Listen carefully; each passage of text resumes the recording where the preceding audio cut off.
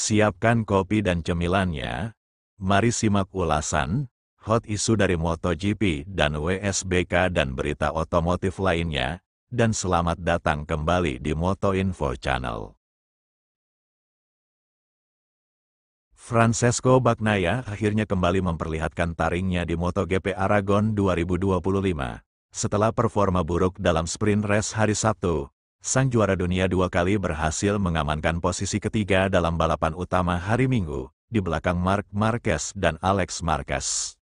Hasil ini menjadi secercah harapan di tengah musim yang berat bagi pebalap Italia itu.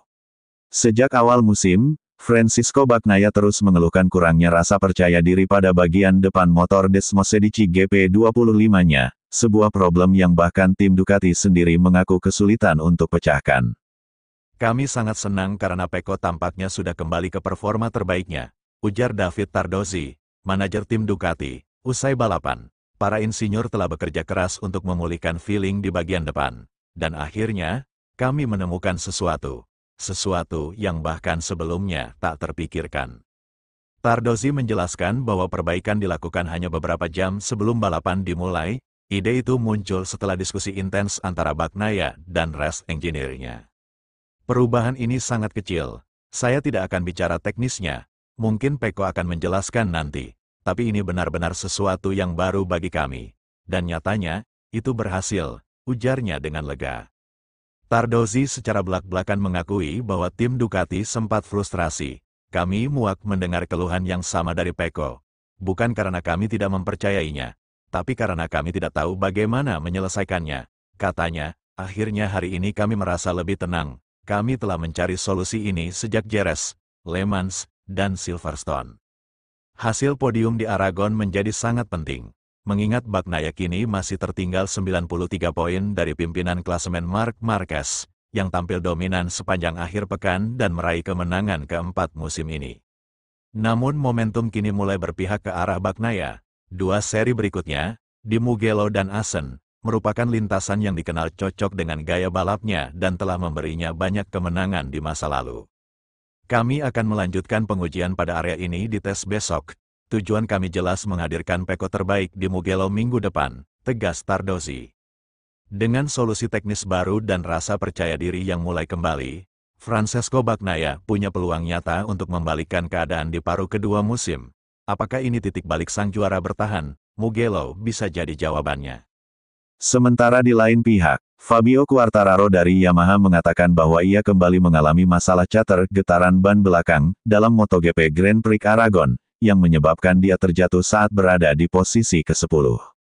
Setelah 3 seri di mana ia berhasil meraih pole position dan berjuang untuk podium di 2 di antaranya, juara dunia 2021 ini mengalami kesulitan sepanjang akhir pekan di Aragon. Masalah catur pada ban belakang membuatnya gagal meraih poin dalam sprint Sabtu, dan masalah yang sama muncul kembali di Grand Prix Minggu yang berlangsung selama 23 lap.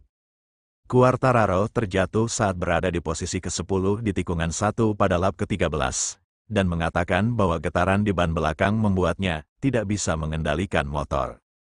Yang mengkhawatirkan, masalah ini tidak ia duga akan terjadi pada ban belakang tipe medium yang digunakannya, sehingga membuat Yamaha bingung.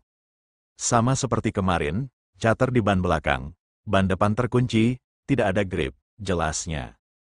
Grip memang membaik setiap lap, tapi caturnya sangat parah sehingga saya tidak bisa mengendarai motor.